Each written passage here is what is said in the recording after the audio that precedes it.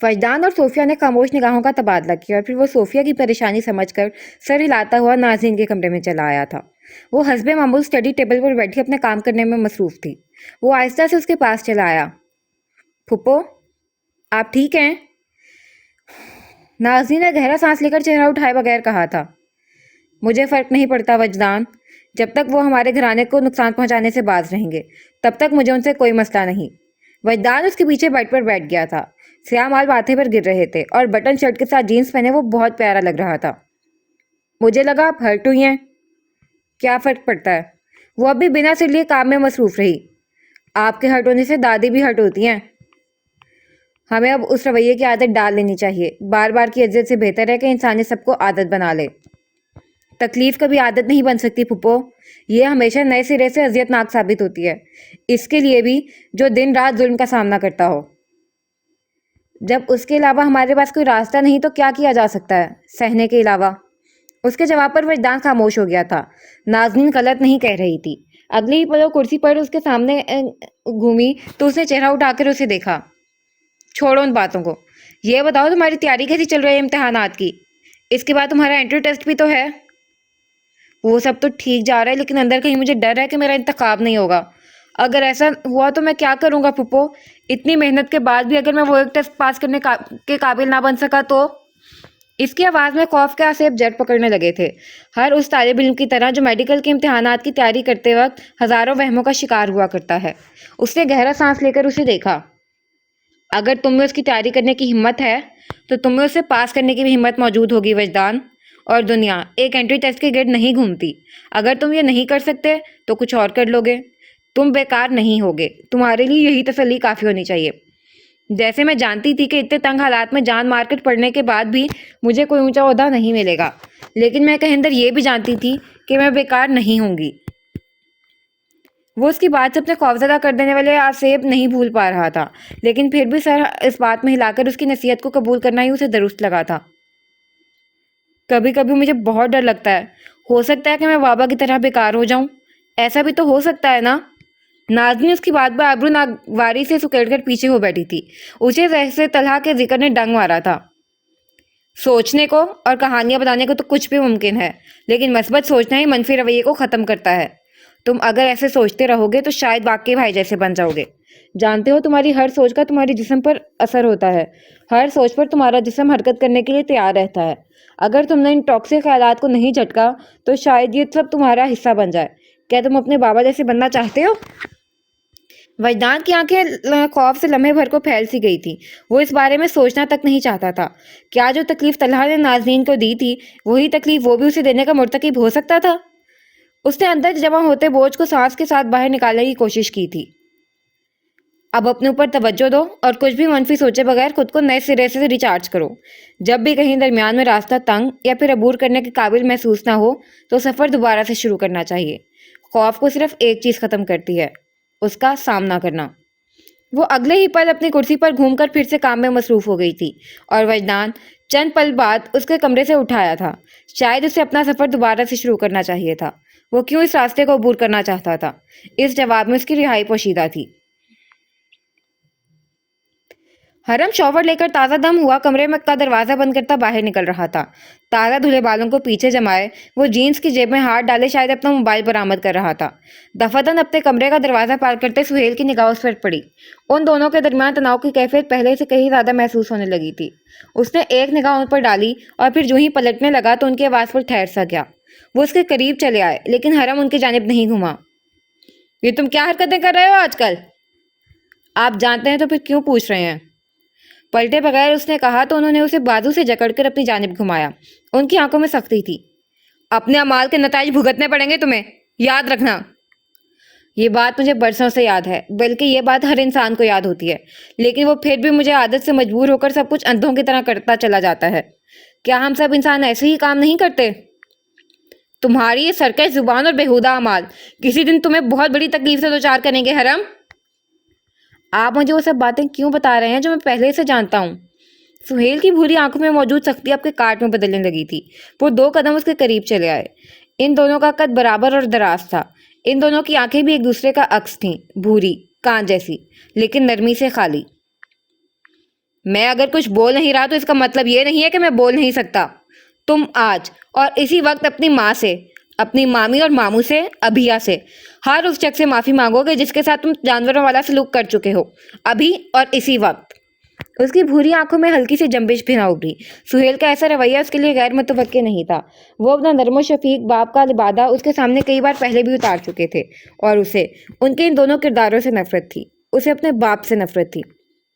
معافی مانگنا کوئی مسئلہ نہیں، چلیں ابھی مانگ لیتا ہوں معافی، لیکن اس بات کا گارنٹی کارڈ آپ کہاں سے لائیں گے کہ میں دوبارہ کبھی ایسا نہیں کروں گا؟ کیا آپ میرے اچھے بچوں کی طرح معافی مانگنے پر یقین کریں گے؟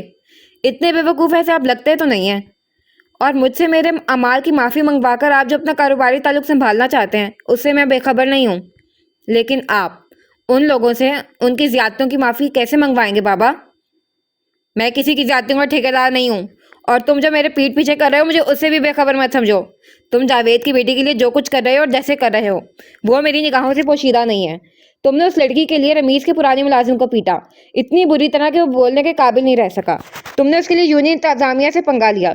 تم اسے بچانے کے لیے در در پہنچنے خود کو فرض سمجھ رہے ہو۔ جانتے بھی ہو اگر تمہارے اعمال رمیز کو پتہ چلے تو ہمارے مابین کاروباری تعلق کس حد تک متاثر ہو سکتا ہے۔ تمہارا یہ بچگانہ اور جذباتی رویہ ہم سب کو لے ڈوبے گا ایک دن۔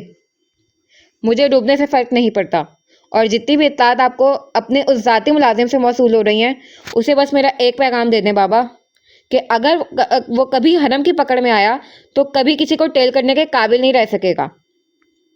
اس کے سرکش سے جواب پر سہیل کے اندر ناگواری کی ایک شدید لہر اٹھی تھی۔ ان کے حلق میں گھلتی کڑواہٹ اب ان کے نقوش کا خاصا بھی معلوم ہونے لگی تھی۔ غصے کی ایک تپتی لہر نے ان کے وجود کا اگلے ہی پل احاطہ کیا تھا۔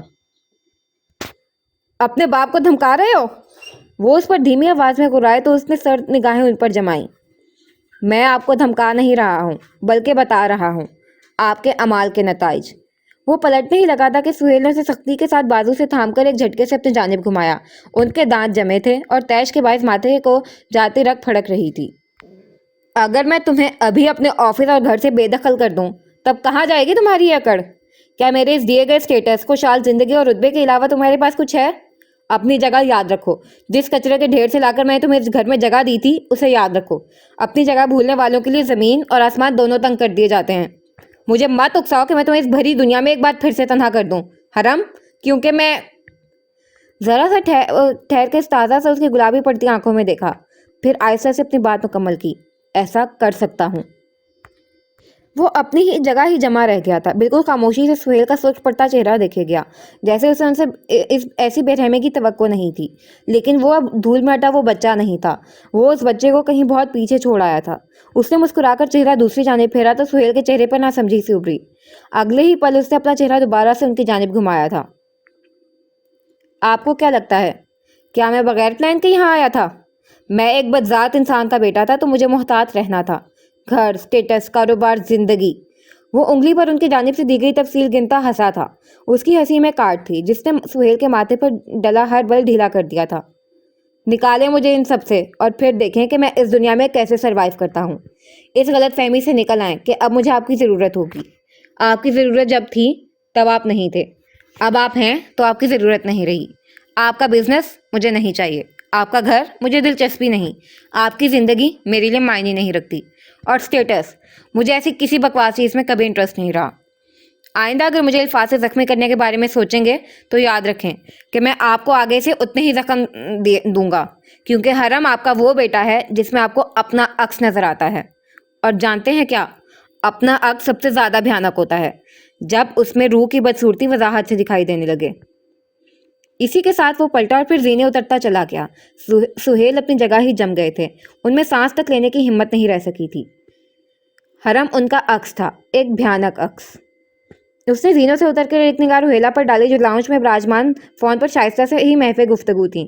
ان کی نگاہ بھی اگلے ہی پل اس کی جانب اٹھی تو اس نے چہرہ پھیر کر درمیانی راستہ عبور کر لیا۔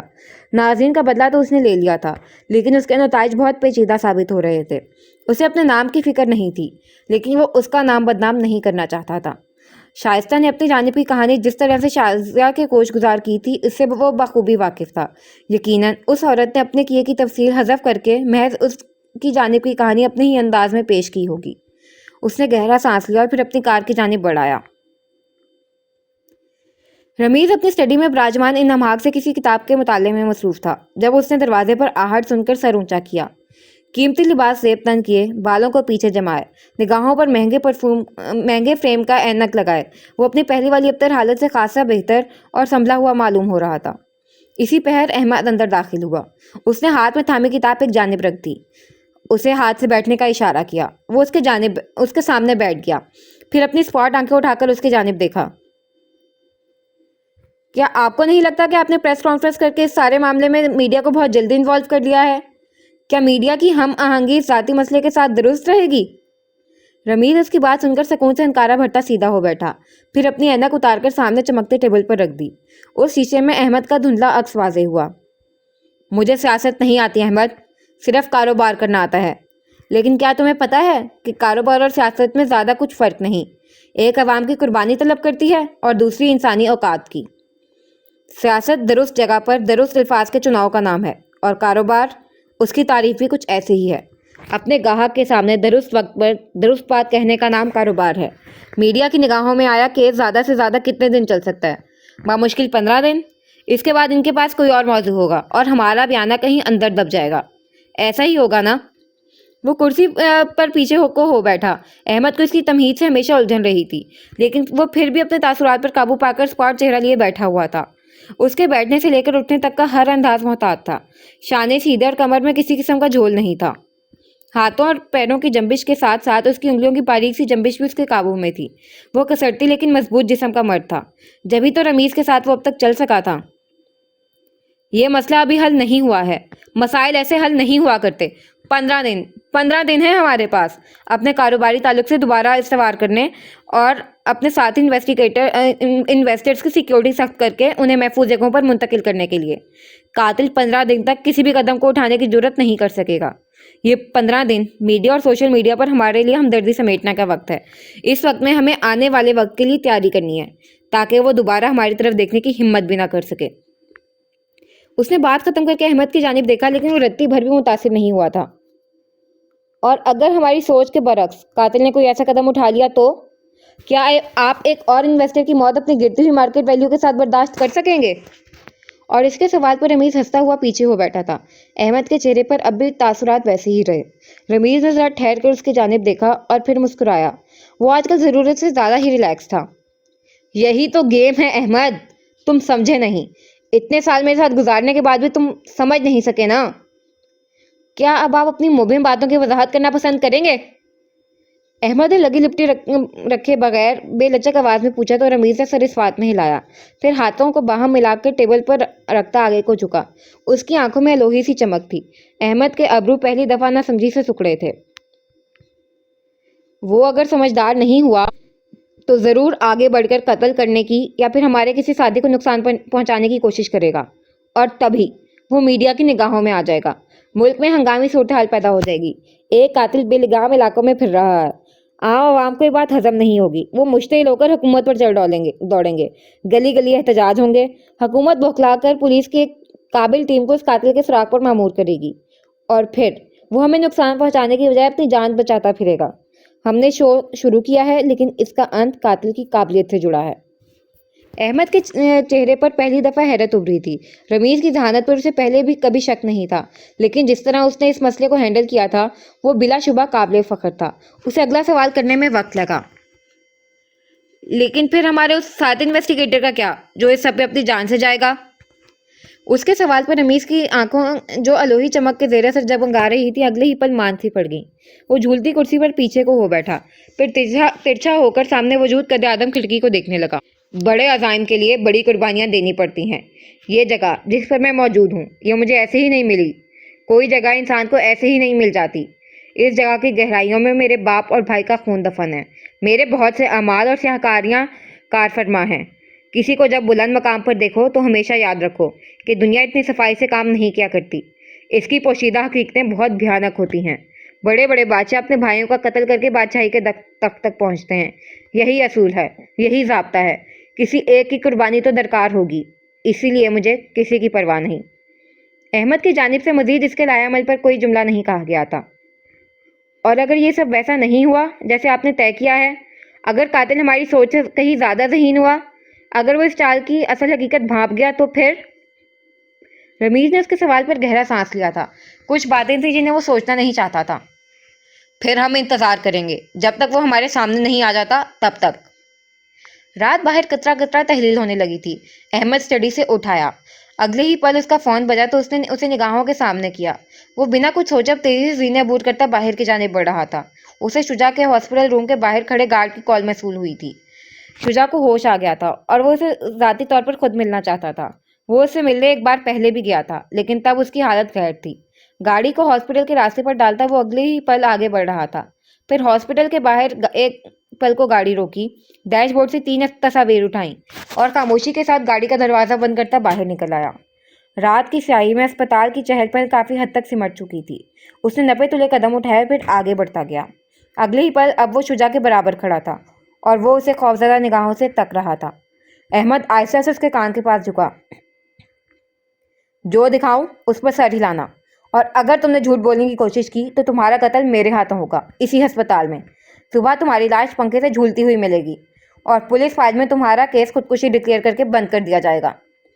اس کی سرد سی آواز میں عجیب سی جھنجھناہٹ تھی۔ شجاع کا حلق خشک پڑ گیا اور گردن میں بے تحاشا پسینہ ابھر آیا تھا۔ وہ سیدھا ہوا، پھر اپنے ہاتھ میں پکڑی تصاویر اس کے سامنے کی۔ وہ سارنگ کی تصویر تھی۔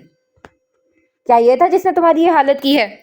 اس کے استفسار پر تیزی سے نفی میں سر ہلانے لگا۔ احمد نے گہرا سانس لیا اور پھر دوسری تصویر اپنی نگاہوں کے سامنے کی۔ اس تصویر کو شجاع کے سامنے کیا تو اپنا سانس تک روک لیا۔ وہ زاویار کی تصویر تھی۔ شجاع نے اب کی بار بھی نفی میں سر ہلایا تو احمد نے آنکھیں بند کر لیں۔ اس کے اوپر سے کوئی وزن سا ہٹا تھا۔ اگلی تصویر پر اس کے ابرو ایک بار پھر سے تن گئے تھے۔ اس نے آہستہ سے وہ تصویر شجاع کی جانب پھیری تو وہ چند پل سن رہا اور پھر اس کے رونے کی آواز ابھری۔ اس کی آنکھوں میں ایک ایسا خوف الکورے لینے لگا تھا کہ احمد چونکا۔ شجاع تیزی سے اس بات میں سر ہلا رہا تھا، یہاں تک کہ اس کا پورا جسم کپ کپانے لگا۔ وہ اپنے بٹ پر باہی بے آپ کی مانند تڑپنے لگا۔ اس کے حلق سے گر گر کی آوازیں سنائی دے رہی تھیں۔ جانتے ہیں وہ تصویر کس کی تھی؟ وہ حرم کی تصویر تھی، اور احمد کو اپنا جواب مل گیا تھا۔ حرم؟ سارنگ کی آواز اس کے کان میں لگے آلے میں گونجی تو اس نے بیزار سا سانس خارج کیا تھا۔ کیا ضروری ہے تمہارا ہر آدھے گھنٹے کے بعد فون کرنا؟ وہ جھنجھلا گیا تھا۔ دوسری جانب چند پل سناٹا چھایا رہا اور پھر سارنگ کی آواز ابھری۔ یا میں کوئی فارغ نہیں بیٹھا ہوں، یہ میں تمہارا کام کر رہا ہوں، لیکن تمہیں میری قربانیوں کی ذرا قدر نہیں۔ میری زندگی بہت پرسکون چل رہی تھی، لیکن پھر تم جیسے انسان سے دوستی ہو گئی اور اچھی بھلی زندگی میں بھونچال آ گیا۔ جب سے یہ کیس شروع ہوا میری تو راتوں کی نیندیں اڑ گئی ہیں۔ ہر آن میں اپنے کلینک کو اٹھ کر دیکھتا ہوں کہ کہیں اس پر حملہ تو نہیں ہو گیا، کہیں میرے آس پاس بندوقیں لے کے افسران تو نہیں کھڑے، اور کہیں تمہارے منحوس اعمال کا سایہ مجھ پر تو نہیں پڑ گیا۔ اور تم کہہ رہے ہو کہ میں تمہیں ہر آدھے گھنٹے بعد فون کیوں کر رہا ہوں؟ میں ڈرا ہوا ہوں۔ او خدا، میں کس کے ساتھ اپنا سر مار رہا ہوں؟ بھاڑ میں جاؤ اور آئندہ یہاں کا رخ نہ کرنا۔ اس سے پہلے کہ وہ کچھ کہتا اگلی جانب سے فون بند کر دیا گیا تھا۔ اس نے گہرا سانس لے کر کان سے آلہ نکالا اور پھر وہیں زمین پر لیٹ گیا۔ وہ ورزش کر رہا تھا اور اس وقت اپنے اپارٹمنٹ میں موجود تھا۔ پتہ نہیں کیوں اسے اتنے ڈرامے باز دوست ملے تھے۔ وہ اٹھ کھڑا ہوا، میٹ سمیٹ کر ایک جانب رکھا اور پھر کچن کاؤنٹر پر رکھی بوتل سے پانی گلاس میں انڈیلنے لگا۔ اسے دوبارہ سارنگ کو کال کرنی تھی۔ وہ یقیناً کوئی ضروری بات کرنے کے لیے فون کر رہا تھا، لیکن اس کی بیزاریت نے سب الٹ پلٹ کر دیا تھا۔ اب وہ فون نہیں اٹھا رہا تھا، یقیناً اپنے کسی کتے کو گود میں لے کر اس کے خلاف بیانیہ دے رہا ہوگا۔ کچھ لمحات بعد اب وہ اپنی گاڑی کا رخ کلینک کی جانب پھیر رہا تھا۔ دروازہ دھکیلنے پر گھنٹیاں بجی تو سارنگ نے سر اٹھا کر دیکھا۔ وہاں سے حرم داخل ہو رہا تھا۔ اس نے اپنی آنکھیں ضبط سے میچ کر چہرہ پھیر لیا۔ میں نے فون رکھ دیا تو تم اپنی شکل دکھانے یہاں چلے آئے ہو؟ کیا بات کرنی تھی تمہیں؟ حرم کا انداز سنجیدہ تھا۔ اس کا انداز دیکھ کر سارنگ اگلے ہی پل سیدھا ہو بیٹھا۔ میں نے رمیز کی پریس کانفرنس دیکھی، اس نے کرائسس کو بلیسنگ میں بدل دیا اپنے لیے۔ حرم نے اس کی بات پر کوئی جواب دینا مناسب نہ سمجھا۔ وہ آج کل ضرورت سے زیادہ ہی خاموش رہنے لگا تھا۔ اس کی شرارتی آنکھیں اور مسکراہٹ جیسے عنقا ہو گئی تھی۔ شاید معاملات پہلے سے کہیں زیادہ کھٹن ہو گئے تھے۔ مجھے پتہ نہیں کیوں عجیب سا خوف ہے، جیسے وہ ناظرین پر حملہ کرنے کی کوشش کرے گا۔ اور اب کہ وہ چونکا تھا، بھوری آنکھیں اس کی جانب پھیریں۔ اور تمہیں ایسا کیوں لگا؟ شاید وہ کہیں اندر جانتا ہے کہ اس سب کا سامنا وہ ناظرین یا پھر ان کے گھرانے کی وجہ سے کر رہا ہے۔ اب وہ میڈیا کے سامنے کھل کر آ گیا ہے۔ اس پر ہاتھ ڈالنا اب کسی کے لیے بھی آسان نہیں ہوگا۔ وہ اسے سنجیدگی سے سن رہا تھا۔ سارنگ اس سے اگلی بات کہتے ہوئے ہچکچا رہا تھا۔ ہو سکتا ہے کہ وہ تمہارے کیے کا بدلہ ناظرین سے نکالے اور اس کی آخری بات سن کر حرم کے ماتھے پر ابھرے بل دھڑک گئے تھے۔ وہ پیچھے ہو بیٹھا۔ تم نے نازنین کو پروٹیکٹ کرنے کے لیے جو ان کی بیٹی کے ساتھ کیا، اس کا رد عمل کچھ بھی ہو سکتا ہے، اور جتنا بااعتماد وہ ہے، شاید ایسا کوئی قدم اٹھانے سے وہ نہ چکے۔ وہ کبھی ایسا کرنے کی غلطی نہیں کرے گا۔ ایسے میں سب کا شک اسی پر جائے گا۔ نازنین اس کے خلاف بیان دیے بنا خاموش نہیں رہیں گی۔ اس نے جیسے یہ سب سارنگ سے زیادہ خود سے کہا تھا۔ وہ کیوں اپنے اعمال کے رد عمل بھول گیا تھا؟ جب ہمیں لگتا ہے کہ کبھی کوئی انسان ایسے حالات میں ایسا کچھ نہیں کرے گا جس پر شک سیدھا اسی پر جائے، تب اکثر وہی انسان وہ کام کر جاتا ہے، کیونکہ لوگوں کو اندازہ ہوتا ہے کہ اس سے ایسی بے وقوفی کی توقع نہیں کی جا سکتی۔ وہ ایسے حالات کا فائدہ اٹھاتا ہے حرم۔ وہ لوگوں کے نفسیات اور جذبات کو مینیپولیٹ کرتا ہے۔ ناظرین کا بیانیہ کوئی معنی نہیں رکھے گا۔ وہ سب کو یہی کہے گا کہ یہ جھوٹ اور پبلک کی توجہ لینے کا ایک اور طریقہ ہے۔ میں اپنے ڈوبتے کاروبار کو سنبھال رہا ہوں، ایسے میں مجھے ایسی توقع رکھنا حماقت ہے، اور بس پھر معاملہ ختم ہو جائے گا۔ حرم چپ سا ہو گیا تھا۔ رمیز ایک مشکل آدمی تھا، اسے اب اندازہ ہو رہا تھا۔ یکدم ہی سے اپنے شانوں پر بوجھ سا محسوس ہونے لگا تھا۔ وعدے بہت بھاری ہوتے ہیں، ان کا بوجھ سانس تک لینے نہیں دیتا۔ وہ سارنگ کو کوئی بھی جواب دیے بنا اٹھایا۔ اب اسے ساری رات ناظرین کے گھر کے باہر پہرا دینا تھا۔ وہ رسک نہیں لے سکتا تھا، اس کے پاس رسک لینے کی گنجائش نہیں تھی۔ اس نے گاڑی گلی کے باہر روکی اور پھر رات کو ہر آنچ پگھلتے دیکھتا رہا۔ خطرہ رات کی سیاہی کا تھا، دن میں تو وہ کم از کم بے فکر ہو سکتا تھا۔ اگلے دن وہ مگن سے اپنے کمپیوٹر کے سامنے بیٹھی کام کرنے میں مصروف تھی۔ لائبریری معمول سے زیادہ خالی اور خاموش تھی۔ الہام چھٹی پر تھی کیونکہ اسی ہفتے اس کی منگنی تھی۔ اس کی غیر موجودگی میں ناظرین کا کام دگنا ہو گیا تھا۔ اس نے 5 منٹ کا بریک لینے کے لیے کرسی کی پشت سے ٹیک لگایا، اور پھر جو ہی اس نے نگاہیں کمپیوٹر کی چمکتی اسکرین سے ہٹا کر اوپر دیکھا تو ٹھہر سی گئی۔ لائبریری کے قد آفرتے شیلف کے ساتھ ہاتھ باندھے کھڑا وہ اسے ہی دیکھ رہا تھا۔ معمول کے برعکس اس کا چہرہ بے حد سفید اور بے جان محسوس ہو رہا تھا۔ زاویار؟ بنا آواز کے ہلتے اس کے لبوں کی جنبش دیکھ وہ ہلکا سا مسکرایا تھا، پھر اسے کوئی بھی موقع دیے بغیر دبے قدموں جیبوں میں ہاتھ ڈالے قریب چلا آیا۔ اس کے مقابل لگی کرسی کھینچی اور چپ چاپ بیٹھ گیا۔ پھر مٹھی میں قید ایک چھوٹی سی پرچی نکال کر اس کی جانب بڑھائی۔ اس کی نگاہوں نے زاویار کے چہرے سے اس مڑے توڑے کاغذ تک کا سفر کیا تھا۔ اگلی ہی پل اس کی آنکھوں نے ایک بار پھر سے زاویار کی جانب دیکھا۔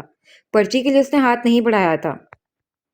یہ کیا ہے؟ اور تم اس وقت یہاں کیا کر رہے ہو؟ کوئی کام تھا؟ اس کی آواز بھلے ہی دھیمی تھی، لیکن اس کی سنجیدگی زاویار کو بخوبی محسوس ہوئی تھی۔ اس نے سر اس بات میں ہلایا اور پھر ہاتھ میں تھامی پرچی مٹھی میں قید کر لی۔ ماتھے پر گرے بالوں کے باعث اس کی آنکھیں ڈھک سی گئی تھیں۔ اس نے تھوک نگلا اور پھر آہستہ سے بولا، جب آپ خوفزدہ ہوتی ہیں تو کیا کرتی ہیں میڈم؟ اس کا سوال سن کر ناظرین کی نگاہیں ویسے ہی اسے دیکھے گئی تھیں۔ ان میں کوئی تاثر نہیں ابھرا تھا۔ میں خود میں سمٹ کر خود کو تسلی دیتی ہوں۔ اگر تسلی کام نہ کرے تو؟ اس نے برجستہ پوچھا تو ناظرین نے گہرا سانس لیا۔ خوف کبھی زائل نہیں ہوا کرتے زاویار، ان کے ساتھ زندہ رہنے کی عادت ڈالنی پڑتی ہے۔ ان کے ساتھ سانس لینے کی عادت ہی انسان کو زندہ رکھ سکتی ہے۔ اور اگر خوف کے ساتھ زندہ رہنے کی عادت نہ ہو؟ وہ اس کی جانب نہیں دیکھ رہا تھا۔ وہ اب اپنے جوتے کی نوک پر نگاہیں جمائے ہوئے تھا۔ ناظرین کے ماتھے پر ناسمجھی کا جال سا ابھرا تھا۔ تم کہنا کیا چاہتے ہو؟ صرف اتنا کہ آپ کی تسلیاں جھوٹی ہیں۔ اس کے جواب پر نہ چاہتے ہوئے بھی ناگواری محسوس کر گئی تھی۔ اگر میرے محسوسات جھوٹے ہیں تو تم یہاں سے جا سکتے ہو۔ وہ اسپاٹ سا کہہ کر اپنی چمکتی اسکرین کی جانب متوجہ ہوئی تو زاویار نے نگاہیں جوتے کی نوک سے ہٹائے بغیر کہا، اندر کہیں آپ بھی جانتے ہیں کہ آپ غلط بیانی سے کام لیتی ہیں، خاص کر خود کے ساتھ۔ میں نے تم سے تمہاری رائے نہیں مانگی، اس کے لیے سوری۔ اگلے ہی پل وہ اٹھا اور گھوم کر اسے اپنے ساتھ لیے جھولتا ہوا زمین پر آ گرا۔ اسی پہر لائبریری کے شیشوں میں بہت سی گولیاں سوراخ کرتی گزر گئی تھیں۔ یکدم ہی بھگدڑ سی مچ گئی۔ گولیوں کے دلسوز شور پر لائبریری کی اونچی عمارت لرز کر رہ گئی تھی۔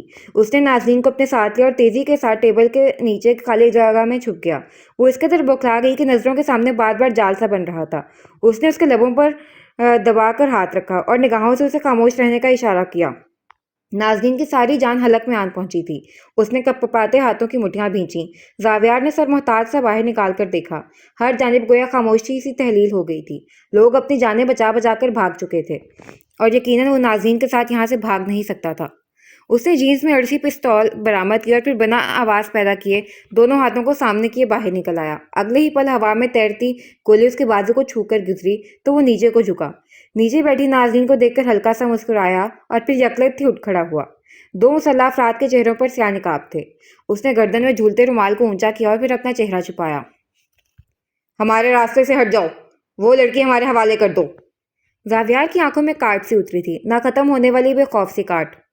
मैं तुम्हारे बाप का मुलाजिम नहीं हूं, अपनी जान से जाओगे, एक ने कहकर अपनी बंदूक कुछ और उस पर तानी थी।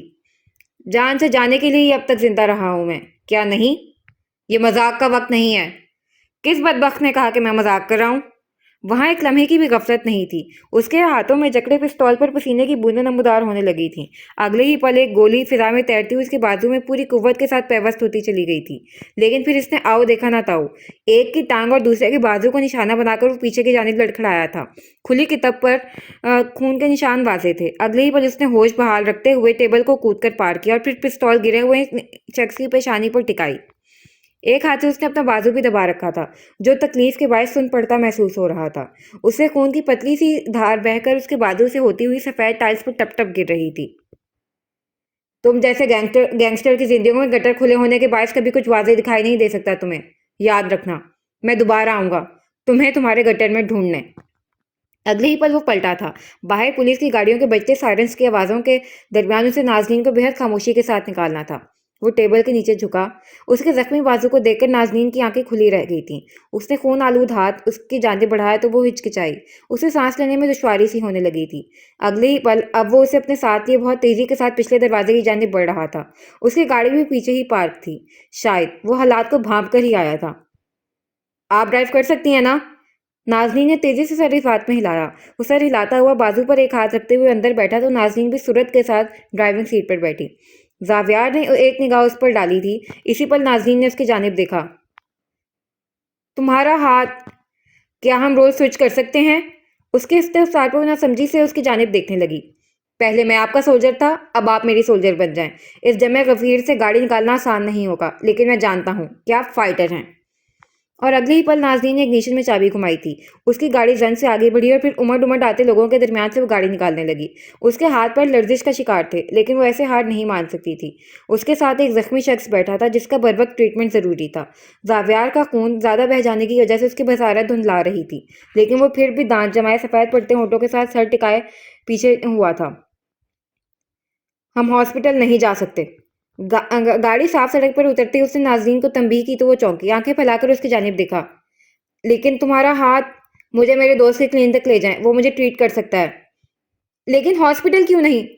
सोल्जर सवाल नहीं करते। जावियार प्लीज, वो अगली पल उसकी जानिब घुमा था। मैडम, मेरा गुस्सा बहुत खराब है, इसीलिए अभी कोई सवाल नहीं। मैं आपके हर सवाल का जवाब दूंगा, लेकिन अभी नहीं। अभी हमें सिर्फ यहाँ से निकलना है। उसकी सख्ती नाज़नीन ने इतने अरसे में पहली दफा देखी थी। वो बेशर्मों की तरह तंज करके मुस्कुराते रहने वाला लड़का नहीं था, लेकिन अभी इस समय वो कोई और था, बिल्कुल उलट। उसे सख्ती से बावर करवाने के बाद वो अपनी सीट पर पीछे हो बैठा था।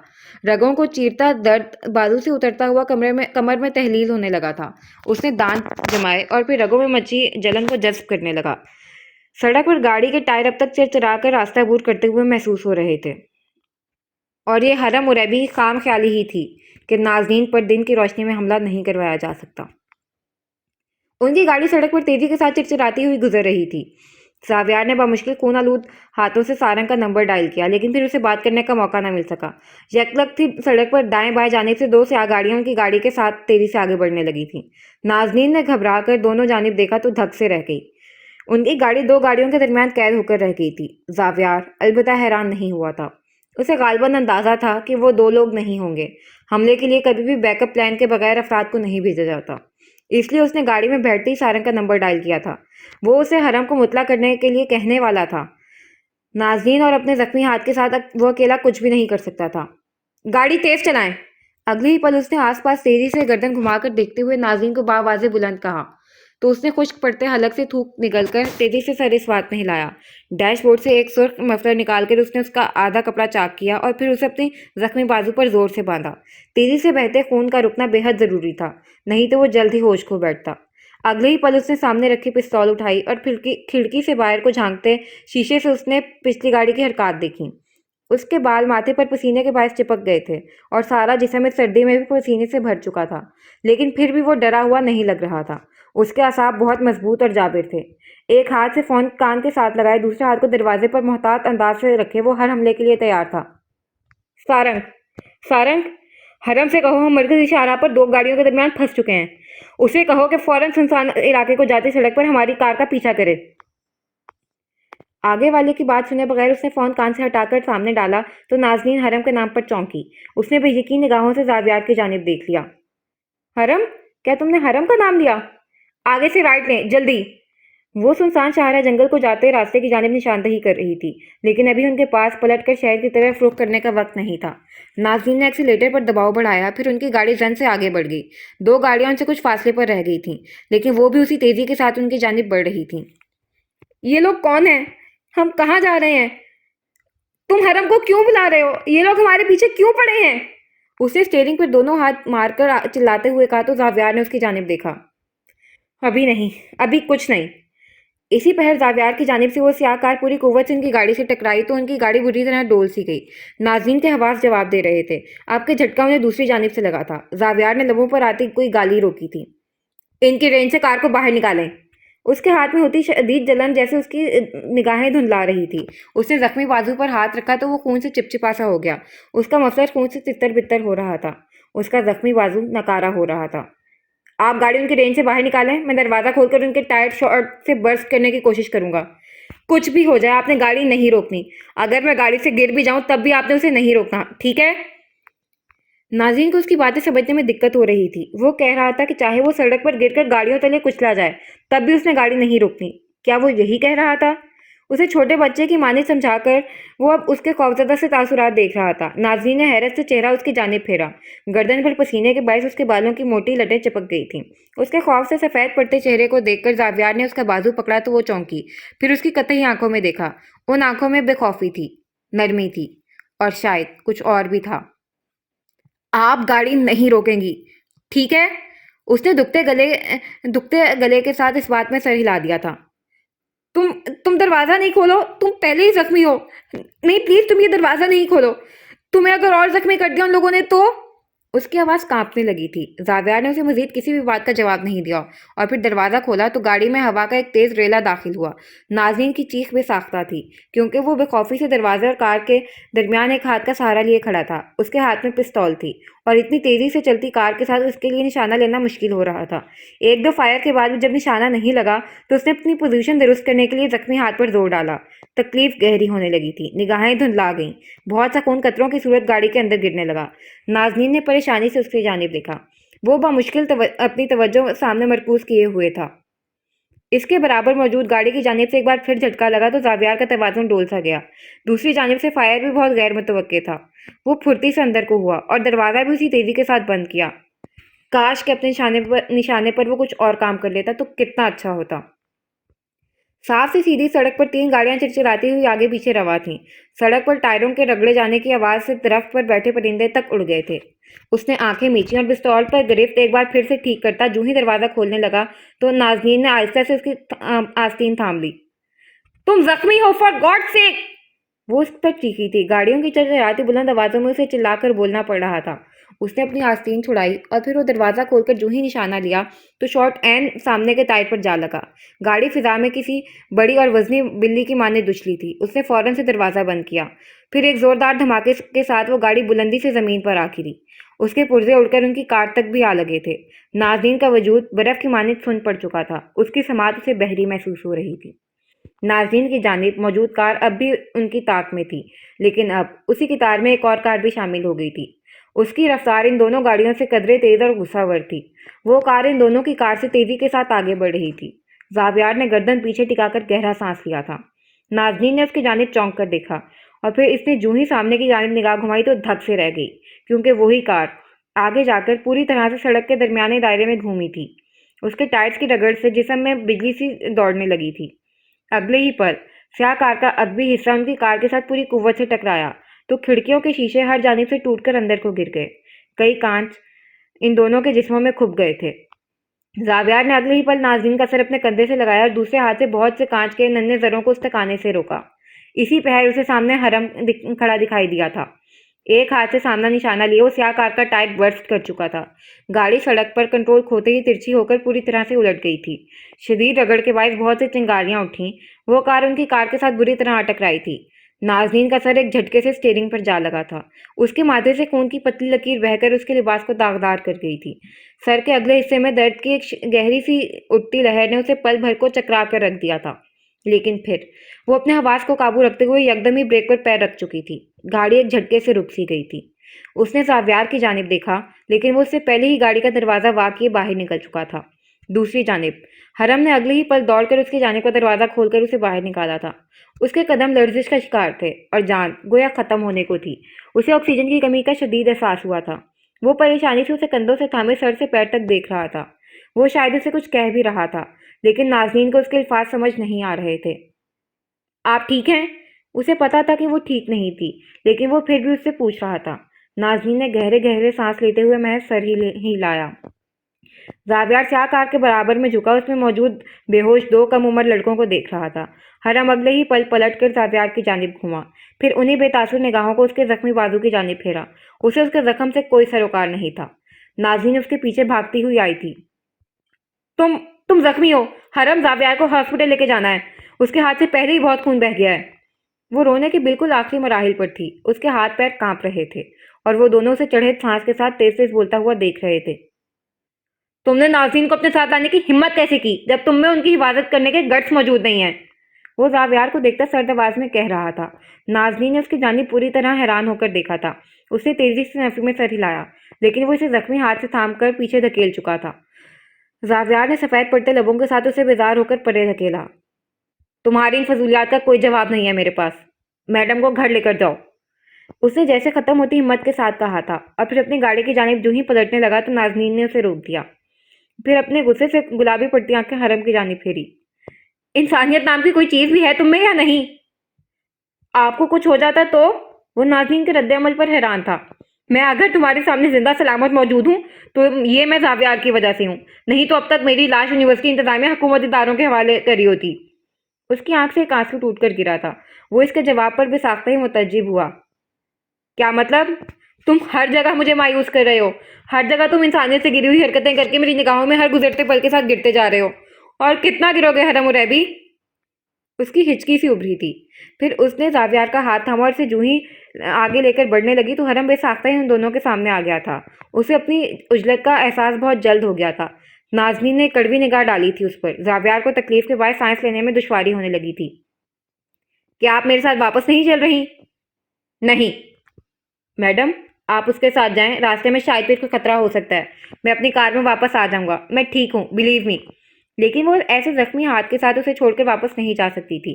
इसी पहर वो हरम की जानिब पलटी और उसे अबरू चढ़ाकर देखा। क्या? वो दो कदम पीछे हटा था। अगले ही पल अब वो हरम की कार में जावियार को पिछली सीट पर बिठा रही थी। फिर घूमकर हरम को देखा जो स्पाट चेहरे के साथ जावियार को अपनी कार में बैठा देख रहा था। मेरी कार तुम्हारी कार के पीछे होगी। अगर तुमने कुछ ऐसा वैसा करने के बारे में सोचा भी तो याद रखना, मुझसे बुरा कोई नहीं होगा फिर। अंगुश्ते शहादत उठाकर उसे सख्ती से तंबीह की कि उसने ना चाहते हुए भी सर इस बात में हिला दिया। फिर वो जावियार की जानिब घूमी। चेहरे के तासुरात बिल्कुल नरम हो गए। जावियार को उसके अंदाज पर जख्मी होने के बावजूद भी हंसी आई। चलो बताओ, तुम्हारे दोस्त का क्लिनिक किधर है? और यकलखती जावियार और हरम ने एक दूसरे की जानिब देखा था। हरम ने यकदम खनकार कर नाज़नीन को अपनी जानिब मुतवज्जह करना चाहा। जावियार ने बची कुची हिम्मत के साथ हंसना मुनासिब समझा था। वो रास्ते में मुझे एड्रेस बता देगा।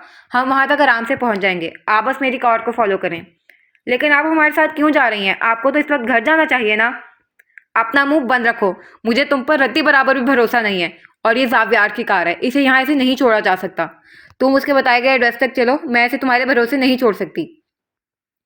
आखिर में एक जहर आलूद निगाह से उसे नवाजा तो उसने गहरा सांस लिया। फिर दरवाजा अपने पीछे बंद करता अंदर बैठा और गाड़ी मोड़ ली। नाज़नीन जावियार की गाड़ी ड्राइव करती उन दोनों के पीछे थी। उसकी अपनी कार यूनी में ही पार्क थी। जावियार को दुरुस्त हालत में देखने के बाद उसे अपनी कार वापस लानी थी।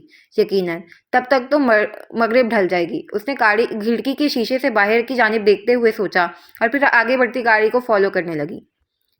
तालूत, شاہین سڑک کے درمیانی حصوں میں 2 گاڑیاں موجود ہیں، ان میں 2 موجود بیہوش لڑکوں کو فوراً اٹھواؤ، کسی کے بھی وہاں پہنچنے سے پہلے، وہ ہمارے لیے تفتیش میں کرامت ثابت ہو سکتے ہیں۔ زاویار نے فون چند پل کان سے لگائے رکھا اور پھر دوسری جانب کی بات سننے کے بعد فون کان سے ہٹا لیا۔ حرم نے اسے بیک ویو مرر میں دیکھا، پھر سرد سی آواز میں کہا، مجھے تمہاری یا طالوت کی مدد نہیں درکار، میں خود سے یہ سب کر سکتا ہوں۔ گولی لگی ہے بازو میں، لیکن ابھی بھی اتنی طاقت ہے مجھ میں کہ تمہارے دانت توڑ سکوں۔ اپنی بکواس بند رکھو، تم سے کسی نے مشورہ نہیں مانگا ہے۔ مجھے تمہاری مدد نہیں چاہیے۔ کس نے کہا کہ میں تمہاری مدد کر رہا ہوں؟ کیا میری شکل سے ایسا کچھ لگ رہا ہے؟ سنجیدگی سے پوچھا تو حرم کے تاثرات میں سختی سے گھلنے لگی۔ تمہیں کیسے پتا چلا کہ ناظرین پر حملہ ہونے والا ہے؟ یونیورسٹی میں لائبریری کے آس پاس کچھ بہت عجیب لوگوں کی آمد و رفت مجھے بار بار محسوس ہو رہی تھی۔ میں شور نہیں تھا کیونکہ دن کی روشنی میں پبلک پلیس پر کچھ ایسا ہونا نارمل نہیں ہے، لیکن پھر بھی کچھ تھا جو مجھے کھٹک رہا تھا۔ اس کی بصارت اب کے سیاہ پردے میں بدلتی جا رہی تھی، اسے بات کرنے میں دشواری ہو رہی تھی اور آنکھیں بند بند ہو رہی تھیں۔ حرم نے بیک ویو مرر میں اس کی غیر ہوتی حالت دیکھی تو گاڑی کی رفتار بڑھا دی۔ میں تمہیں سارا کے کلینک کے علاوہ کہیں اور بھی لے جا سکتا ہوں، ناظرین کو پتہ بھی نہیں چلے گا اور ہماری گاڑی منظر عام سے غائب ہوگی، کیا خیال ہے؟ وہ تمہارے بال نکال دیں گی۔ اس کی دھیمی سی آواز پر حرم نے آنکھیں گھمائی تھی۔ تم ان کے فیورٹ بنتے جا رہے ہو اور مجھے تم سے پہلے سے بھی زیادہ قابل نفرت محسوس ہو رہے ہو۔ اس نے دانتوں کو جما کر کہا تو زاویار کی آنکھیں بالکل ہی بند ہو گئیں۔ Jealous freak. ڈھلتے سر کے ساتھ وہ بڑبڑایا تھا اور اس کے بعد شاید وہ بے ہوش ہو گیا تھا۔ حرم نے گہرا سانس لیا اور پھر جتنی جلدی ہو سکتا تھا اس نے اسے سارنگ کی کلینک تک پہنچانے کی کوشش کی۔ گاہے بگاہے وہ اس کے جھلکتے سر کو بھی دیکھ رہا تھا۔ کیا وہ پریشان تھا؟ ہاں، شاید۔ ایک رات قبل احمد جو ہی اسٹڈی سے اٹھ کر باہر کی جانب بڑھا تو رمیز کے چہرے پر رقصہ مسکراہٹ اگلے ہی پل غائب ہو گئی۔ اس نے ایک سنجیدہ سا ابرو اٹھا کر اسٹڈی کے قد آدم دروازے کو دیکھا اور پھر اپنی کرسی پر پیچھے ہو بیٹھا۔ اب اس کے ہاتھ میں اس کا چمکتا اسکرین والا اسمارٹ فون تھا۔ کچھ دیر بعد وہ اسے کان سے لگائے دوسری جانب سے ابھرتی آواز سن کر سیدھا ہو بیٹھا۔ شاہی، ناظرین پر دن کی روشنی میں ایک حملہ کرواؤ، لیکن اس میں اسے کوئی نقصان نہیں پہنچنا چاہیے۔ ہمیں صرف یہ دیکھنا ہے کہ اسے اس حملے سے بچانے کون آتا ہے۔ اس نے ٹھنڈے سے انداز میں کہہ کر ایک بار پھر سے سامنے موجود بند دروازے کو دیکھا تھا۔ پھر بالکل دھیمی سی سرد آواز میں گویا ہوا۔ اسٹڈی میں موجود ٹھنڈک گویا ہر شے کو سالم نگلنے کے در پر تھی۔ احمد کو اس حملے کا علم نہیں ہونا چاہیے، اس نے کہہ کر فون کان سے ہٹایا اور پھر اپنی جھولتی کرسی سے اٹھ کھڑا ہوا۔ احمد اس کا دایاں ہاتھ تھا، وہ اس کے بغیر اپنے دوستوں احباب میں معذور تصور کیا جا سکتا تھا، لیکن ابھی احمد پر وہ بھروسہ نہیں کر پا رہا تھا۔ بہت دنوں سے کوئی سرد سی فصیل تھی جو ان دونوں کے درمیان حائل ہو چکی تھی۔ اسے اس کی نیت پر شک نہیں تھا، مگر اس کے ماتھے پر ابھرتے بلوں کی شکن آلود داستانیں بھانپتے ہوئے رمیز کو وقت نہیں لگا تھا۔ وہ اپنی کرسی سے اٹھ کر آگے بڑھایا تھا۔ قیمتی ٹیبل کے سامنے آرائش صوفوں کو جدید طرز پر رکھا گیا تھا۔ کھڑکیوں پر گرے پردوں کے درزوں سے روشنی کی باریک لکیریں اندر داخل ہو رہی تھیں۔ ان لکیروں کے سامنے سے گزرتے ہوئے وہ دروازے کے عین ساتھ کھڑی دیوار تک ٹھہر گیا تھا۔ اس پر ایک قدیم یونانی داستان کو وضع کرتی پینٹنگ آویزاں تھیں۔ اس نے ہاتھ بڑھا کر اس پر انگلیاں پھیریں۔ پینٹنگ کے ٹھنڈے فریم پر اس کی انگلیاں حرکت کرنے لگیں۔ اس کی ٹھنڈک کہیں اس کے وجود میں قطرہ قطرہ اترتی جا رہی تھی۔ تھیوگنی، کلیش آف دا ٹائٹنز۔ یکلک تھی اس کے آس پاس قتل کی پہلی رات تحلیل ہونے لگی۔ وہ پلٹا، ہاتھ اب تک اس پینٹنگ کے یک فریم پر ٹکا ہوا تھا۔ پیچھے اسٹڈی میں ہر جانب وہ رات بکھرنے لگی تھی۔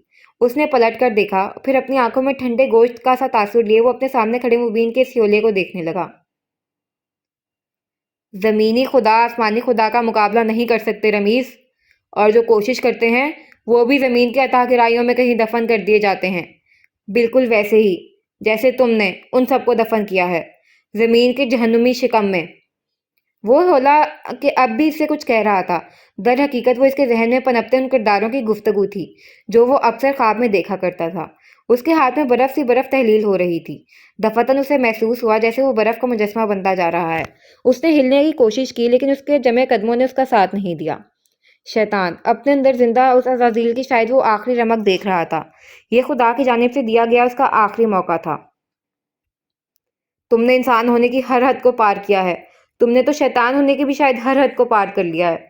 ٹھنڈک اب اس کے وجود میں اس کی نس نس میں لہو کے ساتھ بہنے لگی تھی۔ اسے محسوس ہوا جیسے اس کے ہاتھوں پر بہت سا خون ہے، تازہ گاڑھا خون، انسانی خون۔ اسے اس کا لباس بھی خون سے داغدار محسوس ہو رہا تھا۔ ठंडक के साथ साथ अब वो सुर्ख स्याल भी उसके वजूद का हिस्सा बनता जा रहा था। उसे सांस लेने में तकलीफ होने लगी, दिल बर्फ की दीवारों से जमने लगा, जिंदगी उसके अंदर सिकुड़ने लगी थी।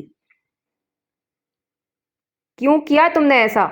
वो ह्योला अब इसे इस्तफसार कर रहा था। अज़ाज़ील की वो झलक जो उसके अंदर बाकी रह गई थी अब यूं इस पर अयां हो रही थी। जन्नत से निकाल दिए जाने पर शैतान ने अज़ाज़ील जैसा नाम खो दिया था। ज़मीनी रास्तों पर रुसवाई के साथ सफ़र करते उसके दिल में आदम के लिए नफरत पकने लगी थी। उसने सर उठाकर आसमान की जानिब देखा। वो ज्यादती का मुर्तकिब नहीं हो रहा था, बल्कि इसे तो खुद ज्यादती का निशाना बनाया गया था। उसे सवाल करने और रूह गर्दानी पर आसमानी इक़्तिदार से बेदखल कर दिया गया था। उसके साथ ऐसा क्यों किया गया था? क्यों उसे आसमान से ज़मीन पर गिरा दिया गया था? वो ह्योला अब जावेद की शक्ल इख्तियार कर गया था। जावेद की आंखों में सुर्ख आंसू थे, लेकिन उसका ह्योला रमीज से कुछ नहीं कह रहा था। सर्द पड़ती स्टडी के अंदर यकदम जलजले के आसार नमूदार हुए। रमीज ने आंखें बंद करके खोली। जावेद का खामोश ह्योला इसे देखता रहा। यकायक इसे अपनी नाक से कुछ टपकता हुआ महसूस हुआ था। सुर्ख खून के कई कतरे उसके लबों से होते हुए इसकी जुबान में अपना जायका खोल रहे थे। पीछे उसके हाथ ने अब तक उस पेंटिंग को थामे रखा था। वो पेंटिंग इसकी खुदाई दावेदार थी। कुछ है जो तुम्हारा इंतजार कर रहा है रमीज। उसकी समात में जावेद की यक आवाज़ खिलने लगी। उसने करंट खाकर पेंटिंग के ठंडे फ्रेम से हाथ हटाया तो निगाहों के सामने से हर मंजर गायब हो गया। तहलील हुई रात सुबह की दूधिया रोशनी में बदल गई। उसने बंद होते दिल के साथ चौंक कर आसपास देखा। उसका सांस रुका हुआ था और लब अध खुले थे। उसके जिस्म पर बर्फ और खून के कोई निशान बाकी नहीं रहे थे। फिर वो यकलक घूमा और एक झटके से उस पेंटिंग की जानिब देखा। वो बेसाख्ता ही 2 कदम पीछे हटा था। कुछ था जो इसे लम्हा ब लम्हा लरजने पर मजबूर कर रहा था। क्या वो पागल हो रहा था? उसने अपने पसीने से तितर-बितर होती पेशानी पर हाथ रखा। उसे इस तरह की हैलुसिनेशंस काफ़ी अरसे से हो रही थीं। वो जल्दी से आगे बढ़ा और फिर टेबल की दराज से गोलियों की डिब्बियाँ निकालकर उनमें से कँपकपाते हाथों के साथ चंद गोलियाँ निकालकर बगैर पानी के ही निकल लीं। पर झूलती कुर्सी पर बेदम सा बैठा। कत्ल के आफ्टर शॉक्स सारी ज़िंदगी साथ रहा करते हैं, और फिर वो उस इंसान का ज़मीन की अता गहराइयों में छुपी जहन्नुम तक पीछा करते हैं। इंसान को मारना आसान होता है, उनके साथ जिंदा रहकर आजमाइश को सर करना ज़्यादा मुश्किल होता है। हर कातिल बुज़दिल होता है। वो सारी ज़िंदगी बुज़दिल रहता है। उसे अपनी बहादुरी साबित करने का सिर्फ एक ही रास्ता नज़र आता है, कत्ल करके अपनी बर्तरी साबित करने वाला रास्ता। और जो ऐसा रास्ता चुन लें, वो खो देते हैं अपने अंदर सांस लेते अज़ाज़ील को। यक पड़ती स्टडी में महज अब रमीज के गहरे सांस लेने की आवाज़ गूंज रही थी। दीवार पर अपनी तमाम तर स्याहियों के साथ अवेजा वो पेंटिंग अब तक जगमगा रही थी। उसकी चमक कभी मात नहीं पड़ सकती थी, क्योंकि वो गुनाहों की अमीन ठहरी थी, एक अज़ाज़ील के अबलीस बनने तक के गुनाहों की अमीन। वो कदीम पेंटिंग आज वो क्लिनिक की दीवारों को खामोशी से तक रही थी। जिस जगह कभी वो होशो हवास से बेगाना होकर दराज रही थी, उस जगह अब जावियार मौजूद था। उसके हाथ से बुलेट निकाल ली गई थी और अब वो दवाइयों के जेर असर गहरी नींद सो रहा था।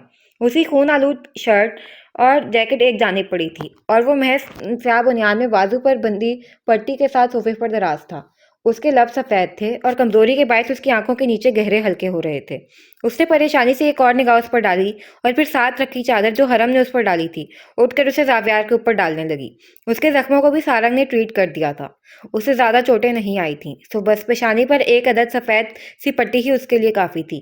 बालों को जूड़े में बांधती वो जूं ही उठने लगी तो घुटने में दर्द की शदीद लहर उठी थी। उसका सारा जिस्म दर्द से टूट रहा था, लेकिन अभी उससे भी ज़्यादा अहम कुछ और था। उसके जहन में बहुत से सवाल थे और उसे हर सवाल का जवाब हरम से चाहिए था। वो स्टूडियो से मुतसिल छोटी सी राहदारी पार करती क्लिनिक की जानिब आ निकली थी। वहां वर्किंग टेबल पर सारंग बैठा अपना काम करने में मसरूफ था और दूर सोफे पर हरम बैठा टीवी पर शायद कोई फिल्म देखने में मगन था। वो उसके करीब चली आई और सारंग ने आहट पर सर उठाकर उसे देखा।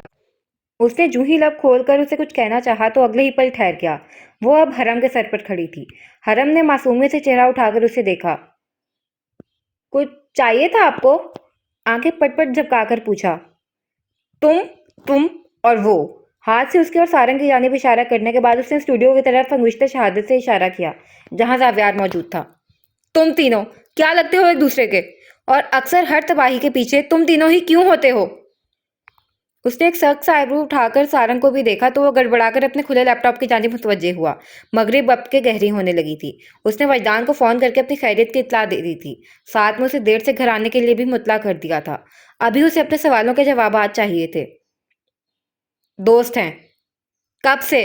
اور مجھے کیوں نہیں بتایا کہ تم دونوں ایک دوسرے کو پہلے سے جانتے ہو؟ وہ لوگ کون تھے جو مجھے مارنا چاہتے تھے؟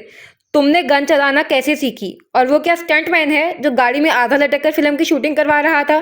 ایسے خطرناک کام کرتے ہوئے اس کی جان بھی جا سکتی تھی۔ اور تم چلتی گاڑیوں کے سامنے اتنے نڈر ہو کر کیسے شوٹ کر سکتے ہو؟ اس کی آنکھیں آخر میں حیرت و شوق سے کھل گئی تھیں۔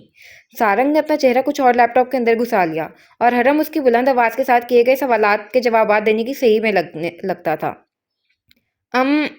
گن چلانے کا شوق مجھے بچپن سے ہی تھا۔ میں نے یہ سب انگریزی فلمیں دیکھ دیکھ کر سیکھا ہے۔ جہاں تک رہی بات اس اسٹنٹ مین کی تو اسے کچھ نہیں ہونا تھا۔ وہ ہمیشہ زندہ سلامت بچ کر واپس آ جاتا ہے ہر جگہ سے۔ اور آپ اتنا پریشان مت ہوں، یہ سارنگ اچھا آدمی ہے۔ اور مجھے سچ میں نہیں پتا کہ وہ لوگ کون تھے جو آپ پر حملہ کرنا چاہتے تھے۔ وہ جو نازنین سے سر جھکا کر بات کر رہا تھا یکدم چونکا۔ وہ اس کے ساتھ نہیں کھڑی تھی۔ وہ اب سارنگ کے سامنے کرسی پر بیٹھی اسے سرد آنکھوں سے گھور رہی تھی۔ اس نے اگلے ہی پل سر ہاتھوں میں گرا لیا تھا، کیونکہ سارنگ بنا کسی بریک کے جو سچ بولنا شروع ہوا تو پھر آج پر ہی ٹھہرا۔ تو تم مجھے یہ بتا رہے ہو کہ تم تینوں دوست ہو جو ایک ساتھ ایجنسی میں داخل کیے گئے، لیکن اب حرم اور زاویار کے درمیان ایسی کوئی سرحدی دشمنی چھڑ گئی ہے کہ وہ دونوں ایک دوسرے کی شکل تک نہیں دیکھنا چاہتے۔ کیا تم مجھے یہی بتا رہے ہو؟ اس نے سارنگ کی بتائی باتوں کو سمرائز کیا تھا۔ سارنگ نے سر اس بات میں ہلایا تو وہ پیچھے ہو کر بیٹھ گئی۔ اس کے سر میں درد سا اٹھ رہا تھا اور جسم پکے دانے کی مانند دکھ رہا تھا۔ آپ کی طبیعت ٹھیک نہیں ہے، آپ کو آرام کی ضرورت ہے فی الحال۔ سارنگ نے اس کا زرد پڑتا رنگ دیکھ کر آہستہ سے کہا تو اس نے سر کرسی کی پشت سے ٹکایا اور آنکھیں موند گئی۔ گھر پر جا کر وہ کیا بتائے گی کہ پیشانی پر یہ زخم کیسے آیا؟ جھوٹ بولنے اور تفصیلات کا سوچ کر اس کا دم گھٹنے لگا تھا۔ اسی پہل زاویار راہداری کے اس سرے پر نمودار ہوا۔ تم اپنی جگہ سے کیوں اٹھو؟ واپس جاؤ، ابھی اٹھنا تمہارے لیے ٹھیک نہیں۔ سارنگ یکدم ہی ناگواری سے بولنے لگا تھا، لیکن زاویار اس کی جانب متوجہ نہیں تھا۔ یکدم نازنین ہی اسے دیکھ کر اٹھ کھڑی ہوئی تھی، پھر بے چین سے اس کے پاس چلی آئی۔ آپ ابھی تک گھر نہیں گئی میڈم؟ اس نے سنجیدگی سے پوچھا تو نازنین کی آنکھیں بھیگنے لگیں۔ وہ اس کی وجہ سے اتنا زخمی ہوا تھا، اس کے دل پر بہت سا بوجھ بڑھ گیا تھا۔ ہر کوئی مجھے گھر جانے کو کیوں کہہ رہا ہے آخر؟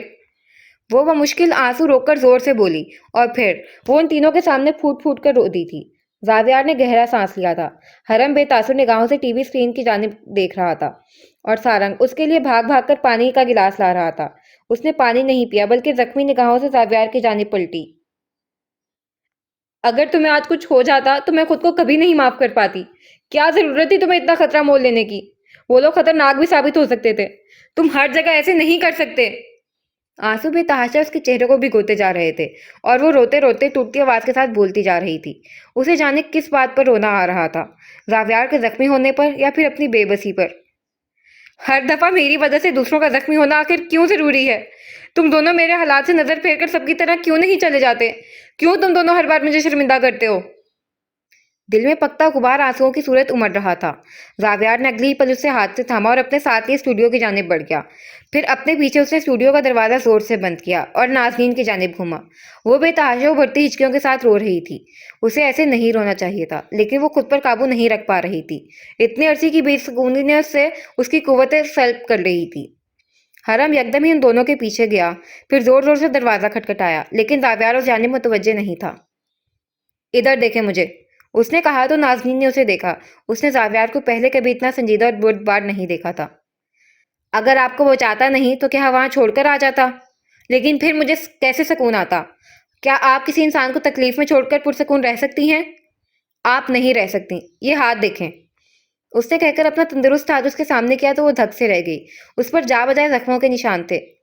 ایسے کئی نشان میرے جسم کے ہر حصے پر موجود ہیں میڈم۔ تو کیا ہم زخموں کے ڈر سے انسانوں کو بچانا چھوڑ دیں؟ وہ جو محافظ ثابت نہ ہو پھر وہ کیسے مرد ہوں گے؟ اس نے صبر کے ساتھ سنجیدگی سے پوچھا تو نازنین اسے چپ چاپ دیکھے گئی۔ اسے جیسے کوئی جواب نہیں بن پا رہا تھا۔ پیچھے حرم دروازہ دھڑ دھڑا رہا تھا۔ مجھے 1000 دفعہ ایسا کرنا پڑا تو میں 1000 دفعہ ایسا کروں گا، لیکن میں آپ کو یا کسی بھی بے بس انسان کو ایسے چھوڑ کر واپس نہیں آ سکتا۔ یہاں بات آپ کی نہیں ہے، یہاں بات میری ہے، میرے ضمیر اور میرے کردار کی ہے۔ اس کی قطعی آنکھیں اس قدر سنجیدہ اور سرد تھیں کہ نازنین کے آنسو اپنے آپ ہی خشک ہو چکے تھے۔ دروازہ کھولو زاویار، نہیں تو میں آج تمہیں جان سے مار دوں گا۔ حرم باہر سے چلایا تو اس نے ایک آخری بار نازنین کو آنکھیں بھر کر دیکھا۔ اب کہ اس کی نگاہ میں نرمی کے ساتھ کچھ اور بھی چمک رہا تھا۔ میں کسی کو آپ کو ہاتھ کیسے لگانے دے سکتا ہوں میڈم؟ اور یہ آخری سوال اس نے جیسے بہت بے بس ہو کر پوچھا تھا۔ ناظرین اس سمے بہت کمزور لگ رہی تھی۔ پھر وہ اگلے ہی پل پلٹا اور دروازہ یکلخت کھولا۔ حرم نے اسے گردن سے دبوچ کر باہر راہداری کی دیوار سے لگایا۔ ناظرین اور سارنگ وہ دونوں کی جانب بڑھے، لیکن پھر اس کی نوبت نہیں آئی۔ زاویار نے حرم کا ہاتھ پوری قوت سے جھٹک کر اسے زوردار مکہ مارا تو وہ پیچھے دیوار سے جا لگا۔ اگلے ہی پل وہ زخمی ہاتھ کی پرواہ کیے بغیر آگے بڑھا اور اسے حلق سے اتنی طاقت کے ساتھ پکڑا کہ آس پاس کھڑا ہر انسان سن ہو کر رہ گیا۔ اس کی آنکھیں سرد تھیں، وہ غصے میں تھا، شدید غصے میں۔ میرے سامنے دوبارہ یہ بکواس نہیں کرنا۔ میڈم کو گھر لے کے جاؤ اور آئندہ مجھے اپنی شکل مت دکھانا۔ اگلے ہی پل اس نے حرم کی گردن کو آزاد کیا تو وہ کھانستا ہوا نیچے کو جھکا۔ پھر کسی کی بھی طرف دیکھے بغیر وہ پلٹا اور زینے عبور کرتا اوپر چلا گیا۔ پیچھے نازنین، حرم اور سارنگ اب تک اس کے پھاڑ کھانے والے رویے پر کنک رہ گئے تھے۔ وہ پھر مزید کوئی بھی بات کیے بغیر حرم کے ساتھ کار میں خاموشی سے آ بیٹھی تھی۔ حرم کا چہرہ اسے معمول سے زیادہ سفید لگ رہا تھا۔ وہ خاموش نگاہیں باہر جمائے ڈرائیو کر رہا تھا۔ ناظرین نے چہرہ پھیر کر اس کی جانب دیکھا، تب بھی اس نے اس سے نگاہیں ملانا مناسب نہیں سمجھا۔ تمہیں اس سے کیا مسئلہ ہے؟ دھوکہ دیا تھا اس نے مجھے۔ اس کی بے لچک سی آواز ابھری۔ ناظرین کو اگلا سوال کرنے میں وقت لگا۔ کیا تمہیں یقین ہے کہ تم کسی غلط فہمی کا شکار نہیں ہو؟ اس نے کوئی جواب نہیں دیا۔ ناظرین نے پھر سے اسے دوبارہ سوال کرنا درست نہیں سمجھا۔ وہ اور زاویار دونوں زخمی تھے۔ کسی ایک کا زخم صاف کرنے کی کوشش کی جاتی تو اگلے انسان کا زخم ادھڑنے کا خدشہ سر پر منڈلانے لگتا تھا، اور اب تو شاید ان دونوں نے بھی اپنے زخموں کو ایسے ہی قبول کر لیا تھا، بنا جھجکے، آرام سے۔ کیا تم اسے معاف نہیں کر سکتے؟ وہ سرخ ناک لیے کھڑی کھڑکی سے باہر دیکھتی کہہ رہی تھی۔ اسے زاویار کی وہ اذیت یاد تھی۔ اس کی ماں اسے بھول گئی تھی اور وہ اس دنیا میں تنہا سروائیو کر رہا تھا۔ وہ اس کے لیے اسے اس کا دوست واپس لوٹانا چاہتی تھی، لیکن حرم کے چہرے پر کوئی تاثر نہ ابھرا۔ کوشش کی تھی، نہیں کر پایا۔ کیا تم نے کبھی اس کی جگہ پر خود کو رکھ کر دیکھا ہے؟ اس کے سوال پر پہلے سے خاموش کار کے اندر مزید خاموشی محسوس ہونے لگی تھی۔ حرم کی ساکت پتلیوں میں ضبط کی ڈوریاں ابھرنے لگیں۔ میں اس کی جگہ پر کھڑا نہیں ہو سکا۔ اس نے اپنی ماں کی کٹی کلائیاں نہیں دیکھی تھیں، نہ ان کے جسم سے غائب اعضاء کے ساتھ بندھی تکلیف کا سامنا کیا تھا، نہ ان کی زندگی کو اپنے ہاتھوں میں ختم ہوتے دیکھا، نہ اپنی محبت کو برہنہ ہو کر درندوں کے کچلے جانے کے بعد مرتا ہوا دیکھا۔ میں اس کی جگہ پر کبھی کھڑا نہیں ہو سکا اور نہ کبھی اسے اپنی جگہ پر کھڑا کر سکا۔ شاید میں کبھی خیال میں بھی اسے ایسی اذیتوں سے گزرتا ہوا نہیں دیکھ سکتا۔ گاڑی یونیورسٹی کے باہر ٹھہر چکی تھی۔ ڈھلتی مغرب کی نیلی روشنی میں خنک سی ہوا سرسرا رہی تھی۔ وہ ساکت ہوئی، اسے دیکھتی رہی اور دونوں ہاتھوں کو اسٹیئرنگ پر جمائے گردن جھکا کر اپنے قدموں کو دیکھتا رہا۔ کئی ساتیں درسگاہ کی عمارت پر گر گر کر پگھلتی رہیں۔ پھر حرم نے اس کی جانب چہرہ پھیرا۔ اس پر کسی جذبے کی کوئی رمق نہیں تھی، وہ خالی چہرہ تھا۔ میں ہماری جگہ کبھی تبدیل نہیں کر سکا۔ میرے حصے کی تکلیف میں کسی اور کو اپنے خیال تک میں نہیں دینا چاہتا تھا۔ پھر وہ گاڑی کا دروازہ کھولے باہر کی جانب بڑھا اور ناظرین کی جانب گھوم کر آیا۔ ہاتھ آگے بڑھا کر گاڑی کی چابی مانگی تو ناظرین نے میکانگی سے انداز میں اسے چابی تھما دی۔ وہ اس کی جانب سے کیے گئے بھیانک انکشافات کو گویا پروسیس نہیں کر پا رہی تھی۔ وہ اس کی گاڑی یونی سے باہر لے آیا، پھر آگے بڑھ کر اس کی جانب کا دروازہ کھولا تو وہ سر اٹھا کر اسے دیکھنے لگی۔ حرم نے چہرہ دوسری جانب پھیر لیا، پھر آہستہ سے بولا، مجھے ایسے مت دیکھیں، مجھے نفرت ہے جب کوئی مجھے ایسا دیکھتا ہے تو۔ وہ گاڑی سے باہر نکل آئی تھی۔ اس کے حلق میں آنسوؤں کا گولا سا جمع ہو گیا تھا۔ آنسو روکنے پر اب حلق بری طرح دکھ رہا تھا۔ اس نے بامشکل اپنے لب کھول کر کچھ کہنا چاہا تو الفاظ نے ساتھ نہ دیا۔ آج تو اس کا سارا دن ہی رو رو کر گزرا تھا۔ آپ کو کچھ بھی کہنے کی ضرورت نہیں ہے۔ خام خواہ خود کو مشکل میں مت ڈالیں۔ گھر جائیں اور آرام کریں۔ کل یا پرسوں، جب تک یونیورسٹی میں تفتیش چل رہی ہے، آپ کو آنے کی ضرورت نہیں ہے۔ اس نے اس بات میں سر ہلائے اور اپنی گاڑی کی جانب چلی آئی تھی۔ اس سے ڈرائیو بالکل بھی نہیں ہو رہی تھی، لیکن وہ کچھ بھی بولنے کی پوزیشن میں نہیں تھی۔ گاڑی میں بیٹھ کر اس نے ایک نگاہ حرم پر ڈالی اور آگے بڑھ گئی۔ حرم اب اپنی گاڑی میں بیٹھا اس کے پیچھے تھا، اور کچھ باتیں تھیں جہاں وہ بالکل مجبور تھا۔